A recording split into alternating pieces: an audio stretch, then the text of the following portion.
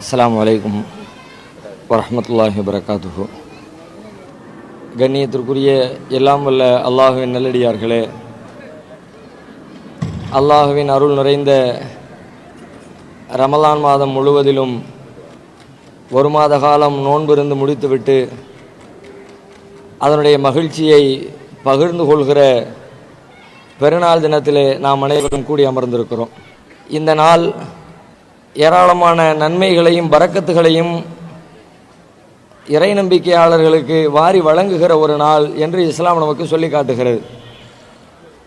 உலகத்திலே கொண்டாடப்படுகிற பல்வேறு விதமான திருவிழாக்களில் இருந்து மிகவும் மாறுபட்ட ஒரு திருவிழாவாக, யாருக்கும் எந்த விதமான கேடுகளையும் ஏற்படுத்தாத, முழுக்க முழுக்க மகிழ்ச்சியையும் இன்பத்தையும் மட்டுமே உலகத்திற்கு பரிசளிக்கின்ற ஒரு பெருநாளாக அல்லாஹ் ரப்புல் ஆலமீன் இந்த நாளை நமக்கு வழங்கியிருக்கிறான்.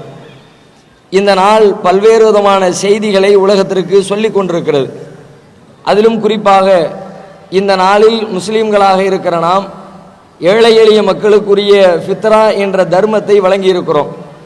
தொழுவதற்கு முன்பாக நீங்கள் அந்த தர்மத்தை வழங்கிவிட வேண்டும் என்று நபிகள் நாயகம் ஸல்லல்லாஹு அலைஹி வஸல்லம் அவர்கள் நமக்கு கட்டளையிட்டிருக்கிறார்கள். அந்த ஃபித்ரா என்ற தர்மத்தை குறித்து நாம் சிந்தித்து பார்த்தால், இஸ்லாத்தினுடைய அடிப்படையான ஒரு விஷயத்தை உலகத்திற்கு இந்த ஃபித்ரா தர்மம் சொல்லி கொண்டிருக்கிறது. அது என்ன அடிப்படை என்று சொன்னால், இஸ்லாம் என்பது ஏராளமான சட்டதிட்டங்களை உள்ளடக்கிய மார்க்கமாக இருந்தாலும், அண்ணலம் பெருமகனார் நபிகள் நாயகம் ஸல்லல்லாஹு அலைஹி வஸல்லம் அவர்கள் மனித வாழ்க்கைக்கு தேவையான எல்லா விதமான வழிகாட்டுதலையும் அரசியல், வழிபாடு, இல்லறம், சமூகவியல் என்ற அனைத்து துறைகளுக்கும் உரிய வழிகாட்டுதலை முன்வைத்திருந்தாலும், அந்த அனைத்து சட்டங்களினுடைய மைய நாதமாக, அடிப்படை கருத்தாக இருந்து கொண்டிருக்கிற ஒரு பண்பு, பிற மனிதர்கள் மீது இரக்கம் காட்ட வேண்டும், பிற மனிதர்களை நேசிக்க வேண்டும், பிற மனிதர்கள் மீது அன்பு செலுத்த வேண்டும் என்பது இஸ்லாம் சொல்லுகிற மிக மிக முக்கியமான ஒரு செய்தி. இந்த செய்தியை இஸ்லாத்தின் எல்லா விஷயங்களிலும் நீங்கள் பார்க்கலாம். இறைவன் நமக்கு கடமையாக்கி இருக்கிற வழிபாட்டை சிந்தித்து பார்த்தால், அந்த வழிபாடு மனிதர்களை நேசிக்க வேண்டும் என்பதை கற்றுத்தருகிறது. அதே போல இறைவன் நமக்கு கற்றுத்தந்திருக்கிற அரசியல் சித்தாந்தத்தை நீங்கள் சிந்தித்து பார்த்தால், அதிலே ஒரு மனிதன் இன்னொரு மனிதனை நேசிக்க வேண்டும் என்ற தத்துவம் அரசியல் சட்டத்திற்குள்ளே அடங்கி இருக்கிறது. குடும்பத்தை எவ்வாறு கொண்டு செல்ல வேண்டும் என்ற விஷயத்தை நீங்கள் படித்து பார்த்தால், அதற்குள்ளே ஒரு கணவன் மனைவியை நேசிக்க வேண்டும், மனைவி கணவனை நேசிக்க வேண்டும், பெற்றோர் பிள்ளைகளை நேசிக்க வேண்டும், பிள்ளைகள் பெற்றோரை நேசிக்க வேண்டும், உறவினர்கள் சொந்த பந்தங்களை நேசிக்க வேண்டும் என்று சொல்லி அனைத்து மட்டங்களிலேயும் சக மனிதர்களை நீங்கள் அன்போடு பாருங்கள், பாசத்தோடு பாவியுங்கள், நேசத்தோடு அவர்களோடு பழகுங்கள் என்பதுதான் இஸ்லாத்தினுடைய மைய கருத்து. இந்த கருத்தை தான் ஃபித்ரா என்ற தர்மம் உலகத்திற்கு சொல்கிறது. இன்றைக்கு பெருநாள் தினம். யாரெல்லாம் வசதி படைத்தவர்களாக இருக்கிறீர்களோ அவர்கள் பெருநாளை மகிழ்ச்சியாக கொண்டாடி விடுவீர்கள். ஆனால் நீங்கள் மட்டும் மகிழ்ந்திருந்தால் போதாது. இந்த நாளை மகிழ்ச்சியோடு கழிப்பதற்கு முடியாமல் யாரெல்லாம் இருக்கிறார்களோ, இந்த நாளில் கூட நல்ல உணவு உண்ண முடியாமல் எத்தனையோ மக்கள் சிரமப்பட்டு கொண்டிருப்பார்கள். அவர்கள் மீது பாசம் வைத்து, அவர்கள் மீது அன்பு வைத்து நீங்கள் அவர்களை மகிழ்ச்சிப்படுத்துகிற வேலைகளில் ஈடுபட வேண்டும் என்பதைத்தான் இந்த ஃபித்ரா என்ற தர்மம் நமக்கு சொல்லுகிறது.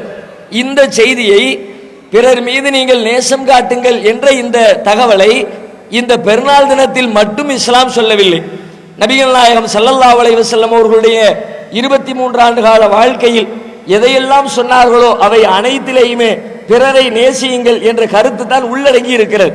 ஒவ்வொன்றாக நீங்கள் எடுத்து பார்த்தால் அனைத்து செய்திகளிலேயும் இந்த பண்பு இருப்பதை நீங்கள் புரிந்து கொள்ள முடியும். உதாரணமாக, சாதாரணமாக ஒரு மனிதர், ஒரு முஸ்லிம் இன்னொரு முஸ்லிமை சந்திக்கிற பொழுது சலாம் சொல்லிக் கொள்ளுங்கள் என்று நமக்கு சொல்லித் தரப்பட்டிருக்கிறது. சின்ன சின்ன விஷயங்களை நீங்கள் சிந்தித்து பார்த்தாலே விளங்கும். சலாம் சொல்லுங்கள் என்ற சலாத்தினுடைய தத்துவம் என்ன, சலாத்திற்குள்ளே அடங்கி இருக்கிற கருத்து என்ன என்று சிந்தித்து பாருங்கள். நீங்கள் இன்னொருவரை சந்தித்தால் அவருக்காக இறைவனிடத்திலே பிரார்த்தனை செய்ய வேண்டும். அஸ்ஸலாமு அலைக்கும் என்பதற்கு அதான் அர்த்தம். உங்கள் மீது இறைவன் அருள் புரியட்டும் என்பதுதான் அதற்கான பொருள். அப்ப இறைவனுடைய அருளை உங்களுக்கு நான் வேண்டுகிறேன் என்றால், எனக்கு நீங்கள் பிரார்த்திக்கிறீர்கள் என்று சொன்னால், நான் உங்களை நேசிக்கிறேன், நீங்கள் என்னை நேசிக்கிறீர்கள். அவ்வாறு நேசிக்கிறவர்களிடம் இருந்துதான் இப்படிப்பட்ட வார்த்தைகள் வெளிவருவது சாத்தியம். என்னுடைய எதிரிகளை பார்த்து என்னுடைய பகைவர்களை பார்த்து உங்கள் மீது இறைவன் சாந்தி புரியட்டும், இறைவனுடைய அருள் கிடைக்கட்டும் என்று சொல்லி உலகத்தில் யாரும் பிரார்த்திக்க மாட்டார்கள். அப்ப இஸ்லாம் சொல்லுகிற சலாம் என்ற செய்தி கூட பிறரை நேசியுங்கள் என்ற நேசத்தின் வெளிப்பாடாக அமைந்திருக்கிறது. அதுபோல அண்ணலம் பெருமகனார் நபிகள் நாயகம் ஸல்லல்லாஹு அலைஹி வஸல்லம் அவர்கள் சொல்லுகிறார்கள், உலகத்திலே தவறு செய்யாத மனிதர்களே கிடையாது. குல்லு பனி ஆதம யுக்தியு பில்லைலி வன்னஹார், ஆதமுடைய மகன் இரவிலும் பகலிலும் தவறு செய்யக்கூடியவனாகவே இருக்கிறான். தவறில் இருந்து மீண்டு விட்ட மனிதனை காண முடியாது. சில நேரங்களில் பிறர் செய்கிற தவறுகளை நாம் காண நேர்ந்தால் உடனடியாக அதை உலகத்திற்கு பரப்பி விடுகிறோம். இவர் இப்படி தப்பு செஞ்சிட்டாரு, அசிங்கம் பண்ணிட்டாரு, நல்ல மனுஷன் கிடையாது என்று சொல்லி ஒரு மனிதன் தனிப்பட்ட முறையில் அவனை மட்டுமே பாதிக்கின்ற, அவனுக்கும் அவனது இறைவனுக்கும் இடையிலே உண்டான ஒரு விஷயத்தில் தவறு செய்கிறார். அந்த தவறு நம்முடைய கவனத்திற்கு வரும்பொழுது உடனே அதை உலகத்திற்கு பரப்பி விடுகிறோம். அப்படிப்பட்ட மனிதர்கள் ஏராளமாக உலகத்திலே வாழ்ந்து கொண்டிருக்கிறார்கள். நபிகளார் சொல்லுகிறார்கள், மன் சத்தர தம்ப அகீஹி சத்தரவுல்லாஹு தம்பஹு ஃபில் ஆகிரா, யார் ஒரு சகோதரனின் குறைகளை தவறுகளை மறைக்கிறாரோ அவருடைய குறைகளை நாளை மறுமையிலே அல்லாஹ் மறைக்கிறான். இந்த தத்துவத்தை சிந்தித்து பாருங்கள். அடுத்தவர் மீது நேசம் கொண்டவரால் மட்டும்தான் இதை கடைபிடிக்க முடியும். ஒருவர் தவறு செய்கிறார், அவரை நான் நேசிக்கிறேன் என்று சொன்னால் அந்த தவறு வெளியில வராம நான் காப்பாற்ற முயற்சி எடுப்பேன். எனக்கு நெருக்கமான நண்பர், என்னுடைய மனைவி, என்னுடைய பிள்ளை, என்னுடைய பெற்றோர், என்னுடைய உறவுக்காரர்கள், நான் நேசிக்கிற என் தலைவர்கள், என்னோடு சேர்ந்து வருகிற பணியாற்றுகிற என் சக நிர்வாகிகள் என்று நான் யாரையெல்லாம் நேசிக்கிறேனோ, நிஜமாக யாரையெல்லாம் நேசிக்கிறேனோ அவர்களிடத்திலே இது போன்ற பிழைகளை காணும் பொழுது அந்த பிழைகளை மறைத்து அவருடைய கண்ணியத்தை காப்பாற்ற நாம் நினைக்கிறோம்.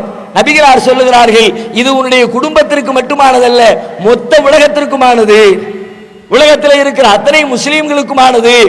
யார் தவறு செய்வதை நீங்கள் கண்டாலும் அதை பகிரங்கப்படுத்தி அவர்களுடைய மான மரியாதைகளோடு விளையாண்டு விடாதீர்கள். துல்ஹஜ் மாதத்தில் ஹஜ்ஜுக்கு சென்றிருந்த பொழுது நபிகள் நாயகம் சொன்னார்கள், இன்ன அம்வாலக்கும் வ ஆராலக்கும் வ அன்ஃபுஸக்கும் ஹராமுன் க ஹுர்மத்தி யௌமிக்கும் ஹாதா ஃபீ பலதிக்கும் ஹாதா வ ஃபீ ஷஹரிக்கும் ஹாதா.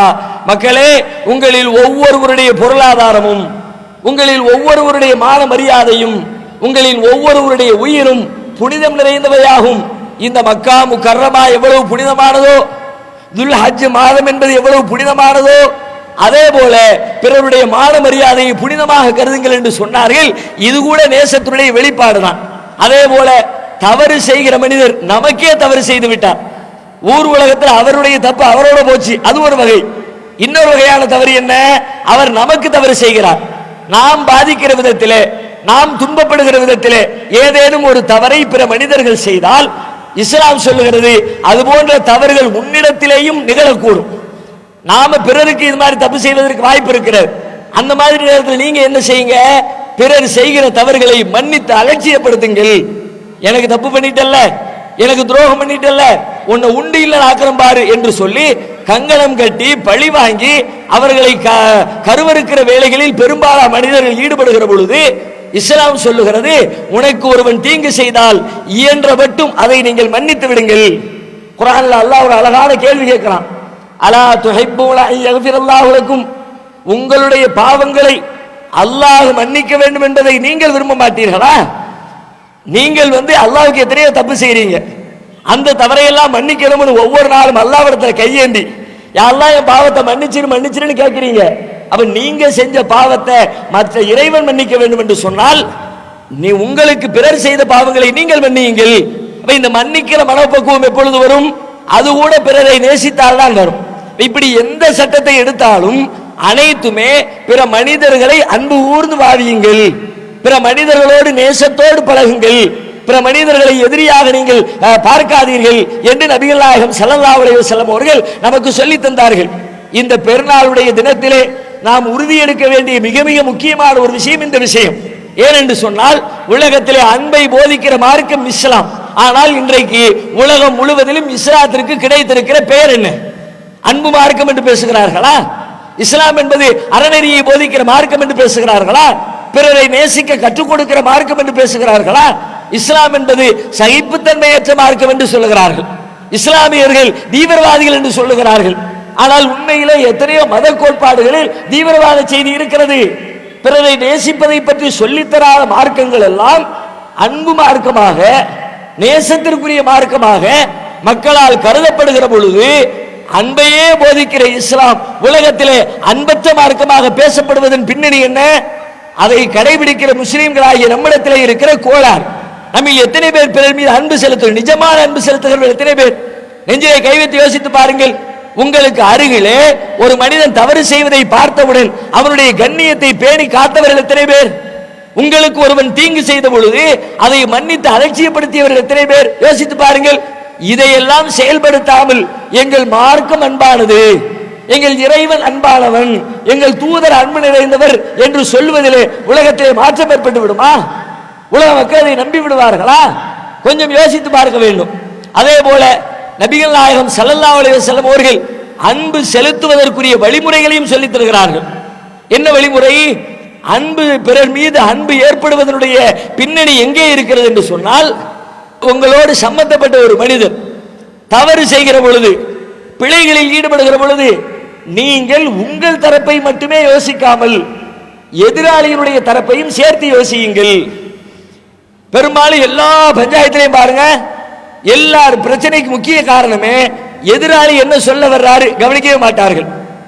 அவர் ஏன் இப்படி செஞ்சாரு யோசிக்கவே மாட்டார்கள். அவன் ஏன் இப்படி செஞ்சான் அது மட்டும் தான் கேள்வி. அவன் செஞ்சிருக்க கூடாது அது மட்டும் தான் பிரச்சனை.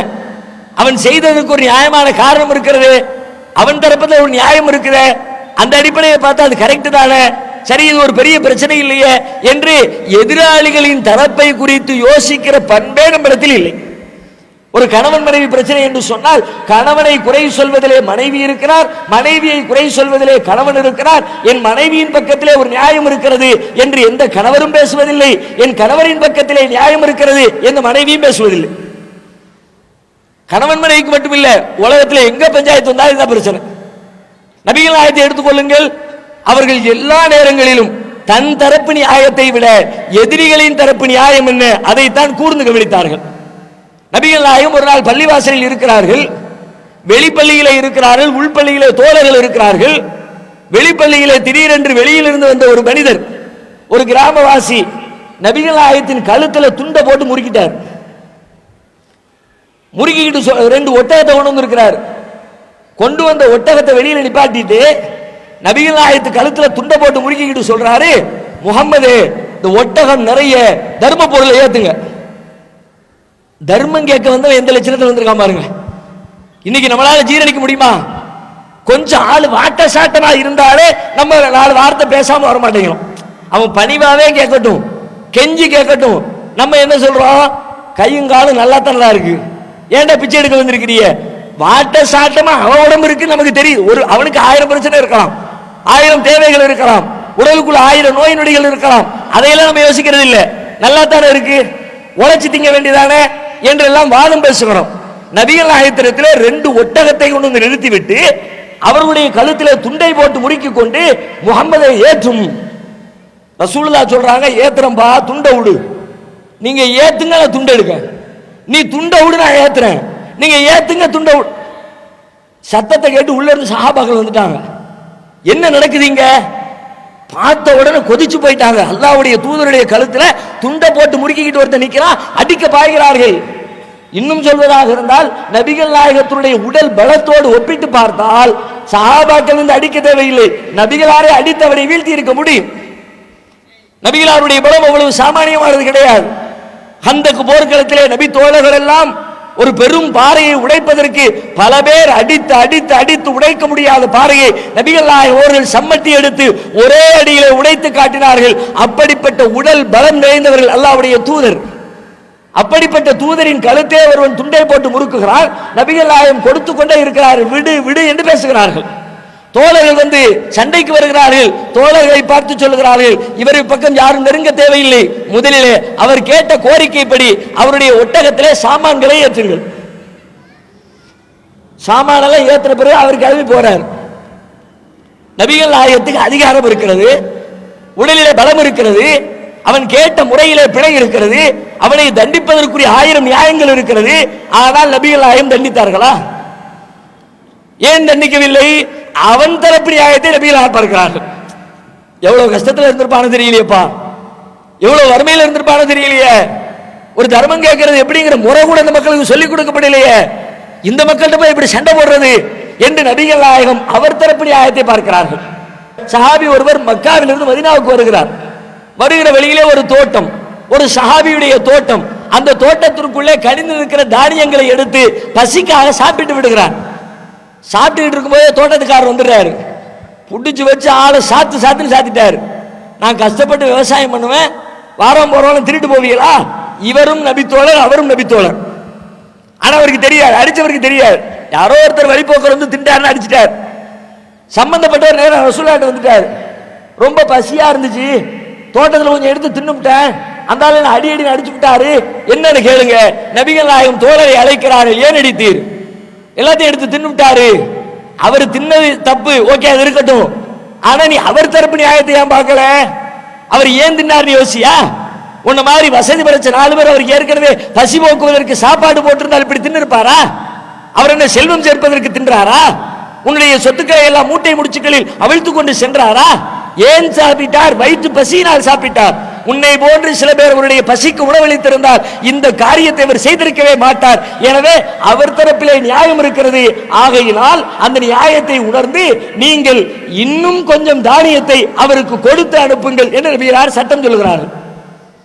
இன்றைக்கு கூட அந்த விஷயத்தை வைத்து நபிகளார் புதிய ஒரு செய்தியை சொல்கிறார்கள். என்ன செய்தி? யாரேனும் ஒருவர் பசிக்காக விளைந்து நிற்கிற தோட்டங்களில் சிலதை எடுத்து சாப்பிட்டு விட்டால் அவர் மீது இஸ்லாமிய சட்டப்படி குற்றம் கிடையாது. சாப்பிடுறதுக்கு மட்டும்தான். நான் சாப்பிட்டுட்டேன், என் பொண்டாடிக்கு வேணும்னு சொல்லி முடிச்சுல கட்டிட்டு வந்துடக்கூடாது, அதுக்கு அனுமதி கிடையாது. அப்ப நபிகளார் பாருங்கள் என்ன பார்க்கிறார்கள். நான் பாதிக்கப்பட்டதான், ஆனா அவன் தரப்பு நியாயம் என்ன? ஒரு மனிதனிடத்தில் நபிகளார் கடன் வாங்கி இருந்தார்கள். வழியில திடீரென்று நிறுத்தி வைத்துக் கொண்டு நபிகள் நாயகத்தை கண்ணா பின்னா வென்று திட்டுகிறார். பார்த்துக்கிட்டு இருக்கிற சஹாபாக்களுக்கு தாங்க முடியல. ஆளை காலி பண்ணிடலாமா என்கிற அளவிற்கு கோபப்படுகிறார்கள். நபிகள் நாயகம் சொல்லுகிறார்கள், அவன் பேசுவது தவறுதான், இவ்வளவு கடினமாக பேசியிருக்க கூடாதுதான். ஆனால் அவன் பேசுவதற்கு என்ன காரணம் அதை சிந்தித்தீர்களா? அவன் கடன் கொடுத்தவன் இல்லையா? நமக்கு கடன் கொடுத்து விட்டு அவன் கஷ்டப்பட வேண்டுமா? அவனுக்கு என்ன தேவையோ, அவனுக்கு என்ன நெருக்கடியோ என்று சொல்லி அவன் தரப்பு நியாயத்தை உணர்ந்து அவனுக்கு நீங்கள் அதிகமாக தர்மம் செய்யுங்கள் என்று நபிகள் நாயகம் தோழர்களுக்கு கட்டளையிடுகிறார்கள். இப்படி நபிகளாருடைய வாழ்க்கையிலே அவர்கள் சந்தித்த பிரச்சனைகள் அத்தனை நேரங்களிலேயும் எதிராளியின் தரப்பு நியாயம் என்ன? என்னைக்காக நம்ம யோசிச்சிருப்போமா? ஏத்தாப்புல டூ வீலர்ல வந்தோம், முட்டிக்குச்சு, அவர் வந்து முட்டிட்டாருன்னே இருக்கட்டும், உடனே இழுத்து போட்டு அடிச்சு சண்டை போட்டு ரத்த கலவியாக்கி போலீஸ் ஸ்டேஷன்ல விட்டு எத்தனை பஞ்சாயத்து செய்கிறோம். அவன் ஏன் இடித்தான்? கவனமற்று வந்தானா? ஏதேனும் தடங்கள் இருந்ததா? சில நேரத்தில் ஸ்பீட் பிரேக்ல ஏறி விழுவாங்க. போட்டிருக்கிற ஸ்பீட் பிரேக்கே மனுஷனை சாகடிக்க பிரேக் மாதிரி இருக்கும்.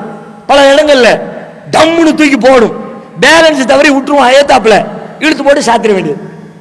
யோசித்தோமா? அவன் ஏன் இடித்தான்? என் மீது கோபம் கொண்டு இடித்தானா? அலட்சியத்தால் இடித்தானா? வேறு ஏதேனும் குறை சொல்ல முடியுமா? அந்த சூழ்நிலை அவனை அதன்பால் தள்ளிவிட்டது என்று அலட்சியப்படுத்தி அவனை மன்னித்தவர்கள் எத்தனை பேர்? குறைஞ்சபட்சம் ஒரு 4 திட்டாம வந்திருப்போமா? பார்த்து ஓட்டுறா என்றாவது குறைந்தபட்சம் அந்த வார்த்தையை கூட சொல்லாமல் வருகிற மனிதர்கள் எத்தனை பேர்? இப்ப பிரச்சனைக்கு என்ன? அன்பு செலுத்த முடியாமல் போனதற்கு எதிர்த்தரப்பினுடைய நியாயத்தை கவனிக்காமல் இருப்பது காரணம். நபிகள் நாயகம் அதை நமக்கு கற்றுத் தருகிறார்கள். எதிர்த்தரப்பின் நியாயம் என்ன, அதை சீர்தூக்கி பாருங்கள், கவனத்திலே கொள்ளுங்கள். கொண்டு பார்த்தால் பல நேரங்களில் எதிராளிகளை வீழ்த்த வேண்டும் என்று, அவர்களிடத்திலே சண்டையிட வேண்டும் என்று சொல்லி, அவர்களோடு கோபப்பட வேண்டும் என்று சொல்லி நம்முடைய உள்ளத்திலே எழுகிற உணர்ச்சிகள் தானாக சாந்தி அடையும். அதே போல நாம் அன்பு செலுத்துவதற்கு தடையாக இருக்கிற மிக மிக முக்கியமான இன்னொரு காரணம், மனிதர்களில் பல பேர், ஒவ்வொரு மனிதருக்கும் அல்லாஹ் ஒவ்வொரு வகையான சிறப்புகளை வழங்கி இருக்கிறான். எந்த சிறப்பும் வழங்கப்படாத மனிதர் உலகத்தில் எவரும் கிடையாது. ஒருவருக்கு செல்வத்தால் சிறப்பு, இன்னொருவருக்கு அறிவால் சிறப்பு, இன்னொருவருக்கு அழகால் சிறப்பு, இன்னொருவருக்கு திறமையால் சிறப்பு, இன்னொருவருக்கு எழுத்தாற்றலால் சிறப்பு. ஒருவரை விட ஏதோ ஒரு வகையில சிறந்திருப்பாரு. உடனே இவர் என்ன நினைச்சுக்கிறது? எல்லா வகையிலும் நாம ரொம்ப பெரிய மேம்பட்டவர், அறிவில் சிறந்தவர், மற்றவர்களை அலட்சியமாக பார்ப்பார். இவனுக்கு என்ன தெரியும்? நம்ம எவ்வளவு படிச்சிருக்கிறோம், எவ்வளவு சிந்திக்கிறோம், எத்தனை புக் எழுதி இருக்கிறோம், எவ்வளவு மேடை பேச்சு பேசியிருக்கிறோம், எவ்வளவு மக்களுக்கு வழிகாட்டி இருக்கிறோம், பொடி பயிலுவா தெரியுமா உங்களுக்கு? அறிவற்ற மக்களை பார்த்து ஏளனமாக தன்னை உயர்வாக கருதுகிற பொழுது தான் உயர்ந்தவன், தண்ணீர் இல்லாதவன், தனக்கு நிகராக யாரும் இல்லை என்ற பெருமை உணர்வு, ஆணவ உணர்வு வருகிற பொழுது அடுத்தவர்களை அலட்சியப்படுத்துகிறோம், பிறரை நேசம் கொள்ள தவறுகிறோம். உண்மையிலே சிந்தித்து பாருங்கள், இது பெருமை அடிப்பதற்கு உரிய குணமா? அல்லாஹ் உங்களுக்கு ஒரு சிறப்பை கொடுத்தால் எத்தனையோ பல விஷயங்களில் உங்களுக்கு இழப்பை கொடுத்திருப்பானே. நீங்கள் யாரை மட்டமாக நினைக்கிறீர்களோ அவர்களுக்கு உங்களை விட வேறு விஷயங்களில் சிறப்பை கொடுத்திருப்பானே. அறிவால் நீங்கள் பெரியவராக இருக்கலாம், ஆனால் செல்வத்தால் அவரை உயர்த்தி வைத்திருப்பான், நன்னடத்தையால் உயர்த்தி வைத்திருப்பான், மக்களுடைய செல்வாக்கால் உயர்த்தி வைத்திருப்பான், பிறருக்கு உதவுகிற நல்ல மனப்பான்மையால் உயர்த்தி வைத்திருப்பான். அதையெல்லாம் கவனத்திலே கொள்ளாமல் தன்னிடத்திலே இருக்கிற சில தனிப்பட்ட சிறப்புகளை வைத்துக் கொண்டு பிறரை மட்டம் தட்டுவது, இது பல நேரங்களில் அன்புக்கு இடையூறாக இருக்கிறது. நபிகள் நாயகம் ஸல்லல்லாஹு அலைஹி வஸல்லம் சொல்லுகிறார்கள், உலகத்திலே யாரும் யாரையும் விட உயர்ந்தவனும் இல்லை, எந்த மனிதனும் இன்னொரு மனிதனை விட தாழ்ந்தவனும் இல்லை. எப்பொழுது சொல்லுகிறார்கள்? தங்களுடைய இறுதி பேரையில் சொல்லுகிறார்கள். எப்படிப்பட்ட காலகட்டத்தில் மொழி வெறி பிடித்த அரபியர்களுக்கு மத்தியில் உரை நிகழ்த்துகிற பொழுது சொல்லுகிறார்கள், லா ஃபضل அரபியின் அலா அஜமியின், எந்த ஒரு அரபி பேசுகிறவனுக்கும் அரபி அல்லாதவனை விட எந்த சிறப்பும் இல்லை. அதே போல மற்ற மொழிக்காரர்களுக்கு அரபியர்களை விட எந்த சிறப்பும் இல்லை. அனைவரும் மனிதர்களே, யா அய்யுஹன்னாஸ், மனிதர்களே, இன்னா கலக்னாக்கும் மின் ذكرٍ وأنثى, உங்களை ஒரு ஆண் ஒரு பெண்ணிலிருந்தே படைத்திருக்கிறோம். நீங்கள் அனைவரும் ஒரு தாய் மக்கள், உங்களில் யாருக்கும் உயர்வு தாழ்வு கிடையாது. நிறத்தால், இனத்தால், மொழியால், செல்வத்தால், அறிவால், ஆற்றலால் எத்தனை உயர்வு உங்களுக்கு இருந்தாலும் யாரும் யாரையும் விட உயர்ந்தவரும் இல்லை, யாரும் யாரையும் விட தாழ்ந்தவரும் இல்லை. நமக்கு வருதா பல நேரத்தில்? அல்ல செல்வத்தை வாரி இறைச்சிருப்பான், அவர்கிட்ட வேலை பார்க்கிறவரை அவ்வளவு உதாசீனப்படுத்துவார். சில பேர் தொழில் துறைகளை வச்சு உதாசீனப்படுத்துகிறார்கள். இவன் தோட்டி, இவன் மாடு மேய்க்கிறவன், இவர் ஆடு மேய்க்கிறவர். பேச்சு வழக்கில் உள்ளத்துல நம்ம உள்ள எல்லாருடைய உள்ளத்துல இருக்குங்கிறதுக்கு ஒரு சின்ன எடுத்துக்காட்டு என்ன தெரியுமா? தொழில் அடிப்படையில் மனுஷனை பேதப்படுத்துற சிந்தனை எல்லா மனுஷனுடைய உள்ளத்திலையும் இருக்கு. சாதாரணமா பாருங்க, மாடு மேய்க்கிறவரை பத்தி சொல்லும் போது அவன் மாடு மேய்க்கிறவன், அவன் ஒரு டாக்டரை பத்தி பேசும்போது அவரு டாக்டரு, இவன் மாடு மேய்க்கிறவன். அவர் இன்ஜினியர், இவன் ஆடு மேய்க்கிறவன். இவன் துணி துவைக்கிறவன். என்ன பொருள்? உள்ளத்தின் ஓரத்திலே மறைந்து கிடைக்கிறது தொழிலால் இவன் இழிந்த தொழில் செய்கிறான். இழிந்த தொழிலா? கூலி தொழில் இழிந்த தொழிலா? ஆடு மேய்த்தல் இழிந்ததா? மாடு மேய்த்தல் இழிந்ததா? அப்படியானால் குறித்துக் கொள்ளுங்கள், இவைகளை செய்கிறவர்கள் இழிந்தவர்கள் என்று சொன்னால் நீங்கள் அல்லாஹ்வின் தூதர்களை இழிந்தவர்களாக சொல்லியாக வேண்டும். ஏன் நபிகளார் சொல்லுகிறார்கள், அல்லாஹ்வால் அனுப்பப்பட்ட எந்த தூதரும் ஆடு மேய்க்காமல் இருந்ததில்லை.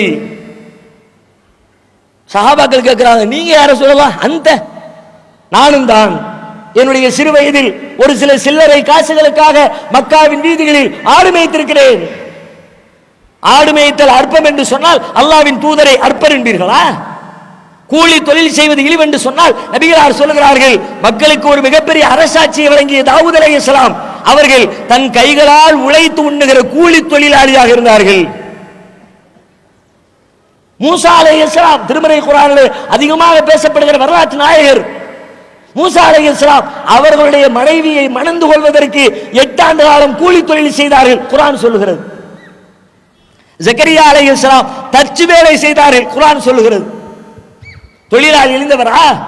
அப்ப இந்த மனப்பான்மை, நான் உயர்ந்தவன் இவர்கள் தாழ்ந்தவர்கள் என்ற சிந்தனை பல நேரங்களில் பிற மனிதர்களை உதாசீனப்படுத்த அலட்சியப்படுத்துகிற எண்ணத்தை ஏற்படுத்துகிறது. எனவே இது போன்ற எதிர்மறை கருத்துக்களை எல்லாம் உள்ளத்திலிருந்து விலக்கிவிட்டு அன்புதான் இஸ்லாம், நேசம்தான் இஸ்லாம், இரக்கம்தான் இஸ்லாம், கருணைதான் இஸ்லாம் என்பதை நம்முடைய பேச்சுக்களால், நம்முடைய நடவடிக்கையால், நம்முடைய அனைத்து விதமான வாழ்க்கை முறையால் உலகத்திற்கு எடுத்துச் செல்லுவோம். அந்த வாழ்க்கை முறை ஏற்படுத்துகிற தாக்கத்தால் உலகத்தை இஸ்லாத்தின்பால் வென்றெடுப்போம். அல்லாஹ் ரப்பல் ஆலமீன் அப்படி உலகத்தின் மீது அன்பு செலுத்தி அன்பர்களாக வாழ்ந்து மரணிக்கிற நற்பாக்கியத்தை நம் அனைவருக்கும் தந்தருள் புரிவானாக. வாஹிர் தாவானா அல்ஹம்துலில்லாஹி ரப்பில் ஆலமீன். அஸ்ஸலாமு அலைக்கும் வரஹ்மத்துல்லாஹி வபரகாத்துஹு.